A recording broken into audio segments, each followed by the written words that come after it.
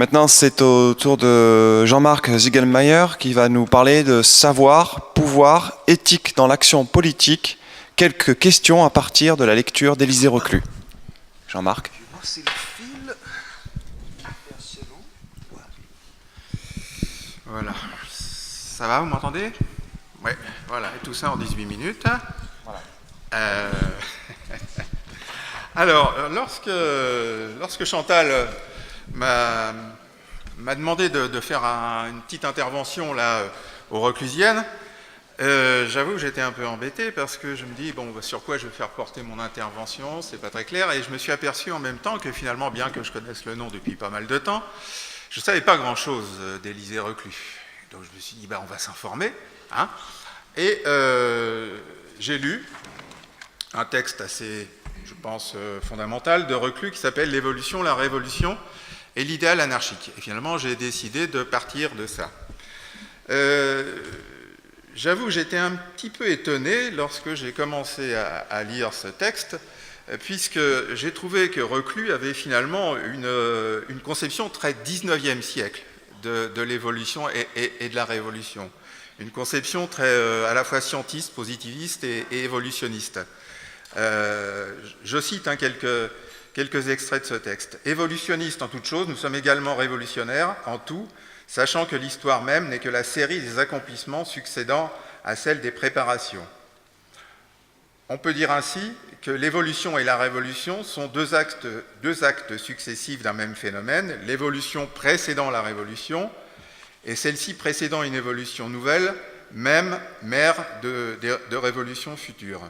Et enfin, si la révolution est toujours en retard sur l'évolution, la cause en est la résistance des milieux. L'eau d'un courant bruit entre ses rivages parce que ceux-ci la retardent dans sa marche, la foudre roule dans le ciel parce que l'atmosphère s'est opposée à l'étincelle sortie du nuage. » Donc c'était une conception, encore une fois, assez positiviste, où finalement l'évolution naturellement, telle que la science, le progrès, etc., devait amener la révolution. Alors, ceci dit, Reclus nuance un petit peu quand même cette espèce de montée fantastique vers la révolution au travers de l'évolution, puisqu'il précise un petit peu plus loin que toutes les révolutions ne sont pas forcément positives. Hein.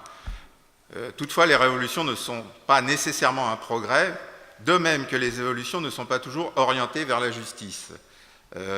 Il n'est pas un événement qui ne soit double, à la fois un phénomène de mort et un phénomène de renouveau, c'est-à-dire la résultante d'évolution, de décadence et de progrès. Donc là, on a une conception un peu plus dialectique de l'histoire, qui tranche par rapport à des conceptions plus linéaires ou historicistes, comme par exemple, pour ne pas le citer, un certain nombre de conceptions liées au matérialisme historique, telles que développées par des penseurs de ce courant-là.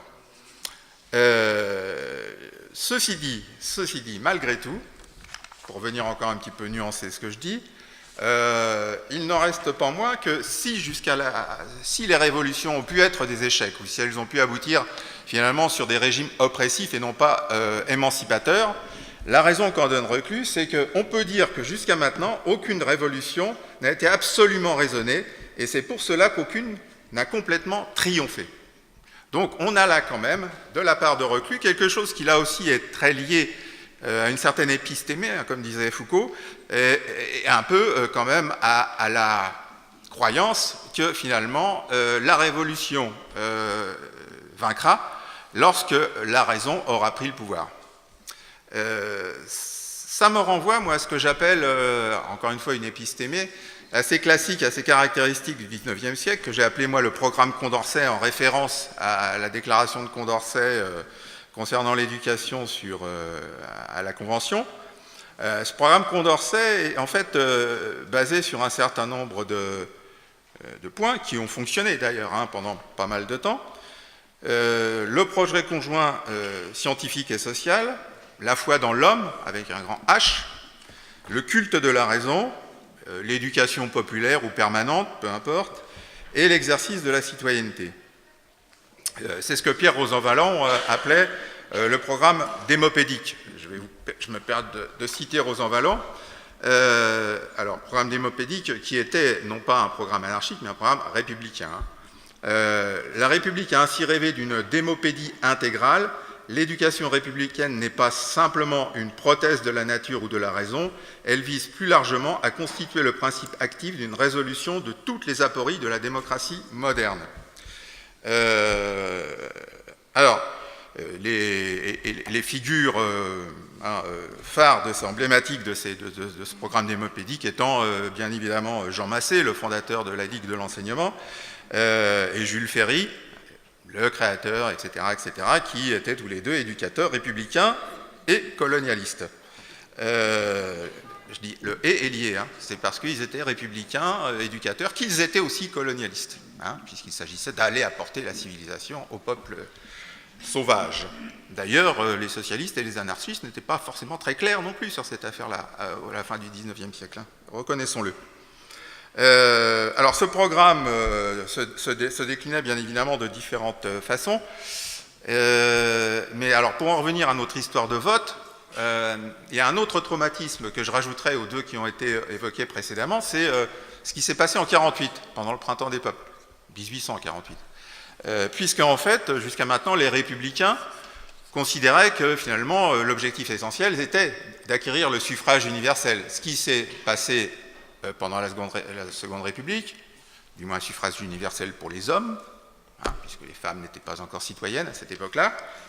Ce programme, ce suffrage universel, qui était quasiment accepté par tout le monde, excepté des gens comme Cabet, Proudhon, Marx ou Blanqui. Alors, je ne résiste pas à vous citer une citation de Blanqui, hein, qui est assez truculente. La triade sabre, écu, goupillon ne peut se maintenir que par la violence et l'abrutissement. Le suffrage universel est son misérable esclave, tenu au collet par le gendarme et le prêtre, avec le capital qui l'escorte, le pied au derrière. Il ne lâchait pas ces mots, le père Blanqui.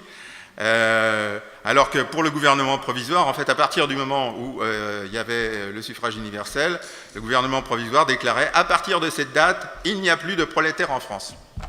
C'était un petit peu anticiper les choses, hein. Donc, ce que j'ai appelé ce programme Condorcet se déclinait bien évidemment de manière différente, hein, selon les républicains. L'éducation républicaine ayant été théorisée par Durkheim, les socialistes avec des contradictions assez importantes d'ailleurs entre, on dirait, Jaurès d'un côté et Lafargue de l'autre, contradictions qui se sont exprimées par rapport à différents événements comme l'affaire Dreyfus, les universités populaires, mais aussi la relation justement entre participation au vote et action politique, ou rôle de l'éducation, ou au contraire du marxisme scientifique, puisque c'était par là que devait passer l'éducation, en particulier pour Lafargue et Gued. Et au niveau anarchiste, donc, qu'en était-il par rapport à ce programme Condorcet ? Là aussi, Reclus nous éclaire un petit peu. Alors évidemment, il n'était pas question de parti, il n'était pas question de vote, il n'était pas question d'éducation républicaine. Il était question je cite, l'objectif d'évolutionnistes consciencieux et actifs. L'objectif premier de tous les évolutionnistes consciencieux et actifs étant de connaître à fond la société ambiante qu'ils réforment dans leur pensée, ils doivent en second lieu chercher à se rendre un compte précis de leur idéal révolutionnaire. Et l'étude doit être d'autant plus scrupuleuse que cet idéal embrasse l'avenir avec une plus grande ampleur, car tous, amis et ennemis, savent qu'il ne s'agit plus de petites révolutions partielles, puisque c'est la vraie révolution, mais bien d'une révolution générale pour l'ensemble de la société et dans toutes ses manifestations. Donc finalement, on s'aperçoit, si tu m'en tiens à ça, que par rapport à la relation au savoir et par rapport à cette question de finalement comment va aboutir la révolution, est-ce qu'il faut éduquer le peuple, que ce soit sous forme républicaine, marxiste ou anarchiste, au travers des différences qu'il y a, il n'y a pas finalement de divergence de fond. Il y a quand même des gens qui sont chargés en quelque sorte d'éclairer le peuple et de lui apporter les lumières. Et je dis lumière en référence bien évidemment à la philosophie des Lumières. Là je vais faire une petite provocation. Il semblerait au travers de ça que finalement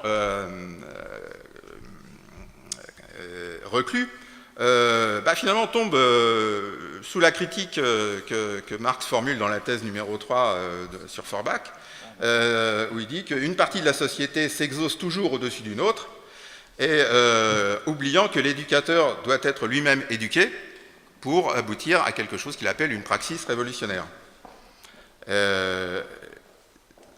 Ça peut paraître un petit peu bizarre, mais il faut voir qu'à cette époque-là, à la fin du XIXe siècle, il n'y avait pas forcément de différence fondamentale entre des théories qui, après, allaient peut-être s'opposer. Par exemple, dans les écoles Ferrer, Francisco Ferrer, donc, vous connaissez son histoire, exécuté après l'insurrection de Barcelone. Dans les écoles Ferrer, on étudiait à la fois, alors on n'étudiait pas Marx, soyons honnêtes, mais on étudiait Kropotkin, on étudiait un monsieur qui s'appelait Élisée Reclus, en particulier L'homme et la terre, mais on étudiait aussi Spencer, qui est le théoricien de l'évolutionniste et qui a donné des théories qui sont éminemment critiquables en ce qui concerne la différence en particulier entre les cultures. Il y a un certain nombre d'ethnologues ici ou d'anthropologues, je suppose, qui voient de quoi je parle. Eh bien, cet évolutionnisme n'était pas du tout rejeté à cette époque-là. Alors, faut-il, comme Foucault dit à propos de Marx, en finir avec Reclus et arrivé à ce point-là de ma réflexion, je me disais, bon, je vais peut-être faire une intervention un peu pas provocatrice, mais un petit peu détonnante, du style Foucault est mort. C'est le titre d'un autre article. Reclus est mort, vive les reclusiennes. M'apprêtant à me sauver en courant et à sauter dans la Dordogne pour échapper à mes poursuivants. C'est ce que j'ai cru. Et finalement, nuançons un petit peu, parce qu'il y a des choses, mais excusez-moi, je ne me rappelais plus voilà, qui en a parlé un petit peu. Il y a quand même des choses qui effectivement renvoient à des problématiques un peu contemporaines. Par exemple,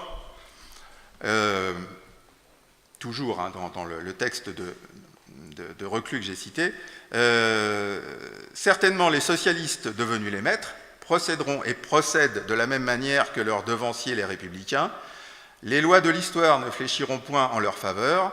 Quand une fois ils auront la force, et même bien avant de la posséder, ils ne manqueront pas de s'en servir, ne fût-ce que dans l'illusion ou la prétention de rendre cette force inutile par un balayage de tous les obstacles, par la destruction de tous les éléments hostiles. Moi, qu'on puisse dire, c'est que c'était un peu prémonitoire. Je continue encore avec 2 citations de Reclus parce que ça me semble intéressant. Si le prestige du pouvoir politique représenté par le droit divin ou par le droit de la force fascine encore certains socialistes, il en est de même à plus forte raison pour tous les autres pouvoirs que masque l'origine populaire du suffrage restreint ou universel.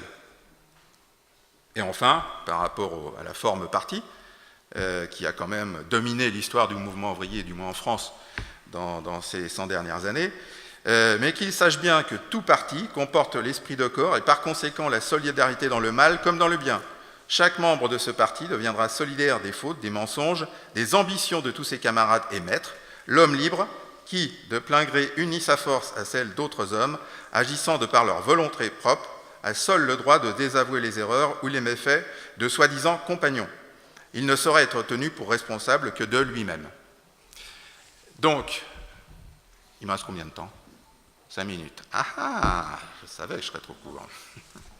Donc, par rapport à ça, il me semble que, malgré tout, il y a un certain nombre de thèmes qui peuvent être problématisés de manière contemporaine à partir des écrits de Reclus, et en particulier des thèmes qui tournent autour du pouvoir.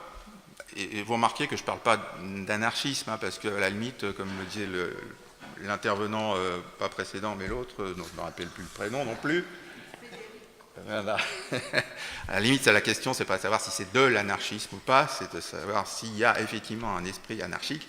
Donc, il y a des questions par rapport à ce que pose Reclus, là, qui sont tout à fait d'actualité, par rapport au pouvoir, comment l'exercer, éviter sa transformation en domination, la question de savoir si tout gouvernement représentatif est forcément oligarchique, par rapport à la question du savoir, en ce qui concerne la division du travail, en ce qui concerne le rôle des intellectuels, en ce qui concerne la relation aussi entre pouvoir et savoir, relation aussi entre discours et pratique, et aussi sur la question de la subjectivation, c'est-à-dire la question de la relation entre émancipation individuelle et collective, la question de la lutte contre la, excusez-moi j'utilise un terme un peu foucalien, la gouvernementalité néolibérale, mais rapport entre éthique et politique. Enfin bref, un certain nombre de choses qui, à mon avis, peuvent être problématisées à partir des textes de Reclus. Alors, je vais guère avoir le temps là, de poursuivre par rapport à ce que j'avais prévu, mais disons que j'avais l'intention de travailler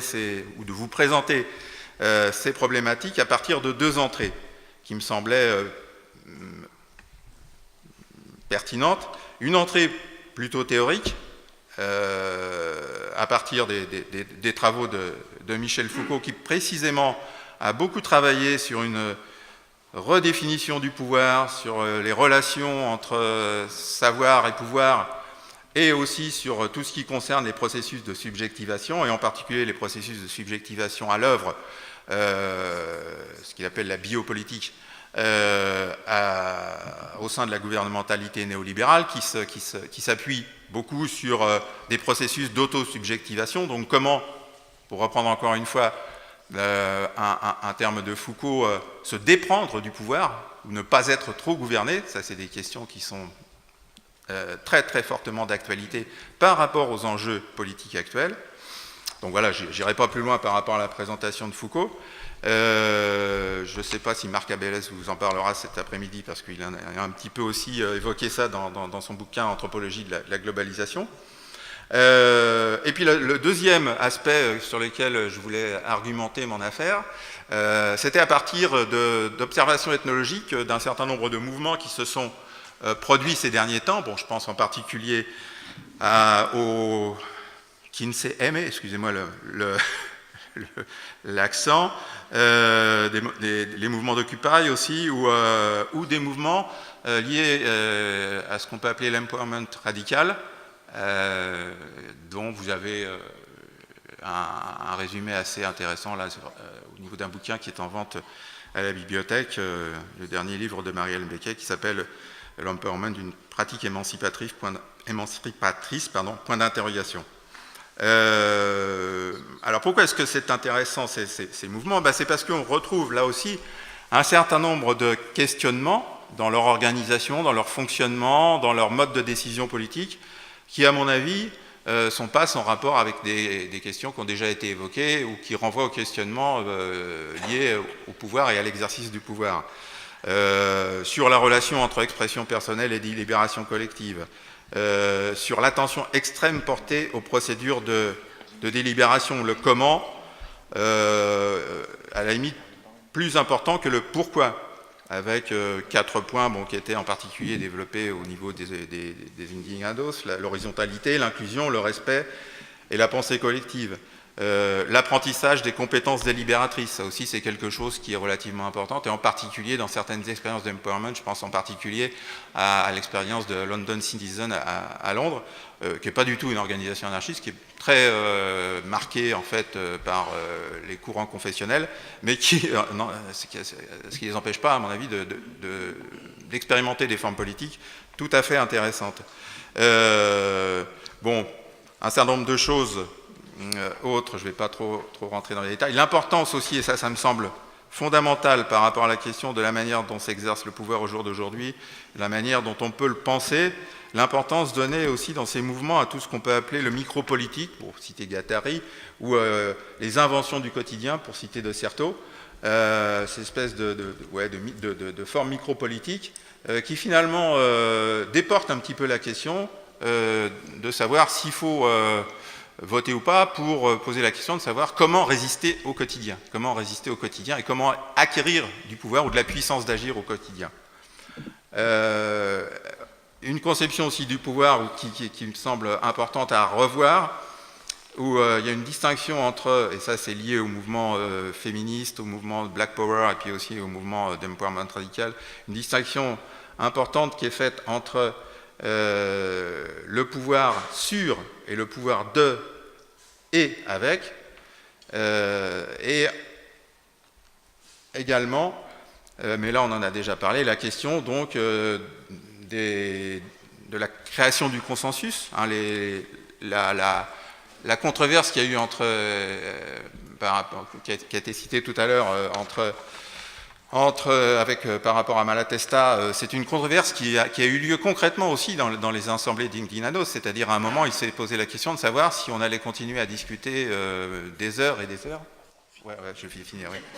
Des heures et des heures, ça tombe bien, hein, t'as choisi ton moment pour intervenir. Donc je vais passer à un vote majoritaire.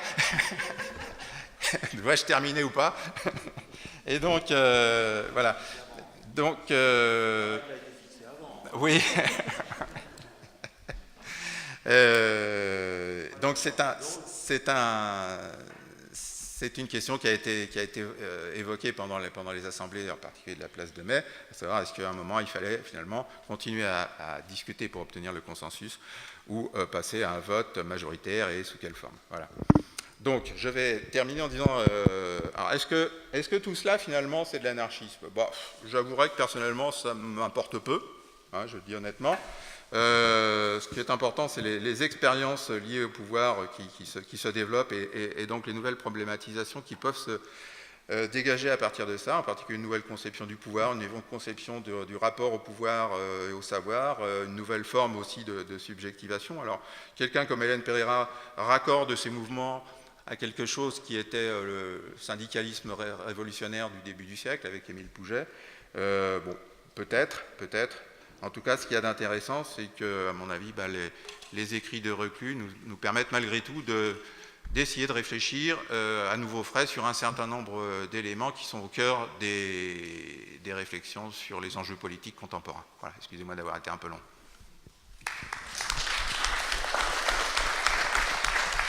Merci donc Jean-Marc Ziegelmeyer. Alors on discutait juste, on vous propose un petit changement de règle. On propose de faire une série de questions maintenant. C'est comme on voit, comme vous le sentez, pour pas que vous soyez épuisés par les 5 intervenants. On fait quelque chose comme une série de 3 questions, 15 minutes. On va essayer. Et après on continue sur les 2 compagnons. Ou alors, si vous vous sentez prêt à écouter 2 autres compagnons de 2 fois 18 minutes, on enchaîne. Vous êtes pour continuer? Bon, bah alors on change rien. Ça va, vous êtes bien. Il y en a qui risquent de pas. D'accord. Bon. Alors donc on va sur Gaetano.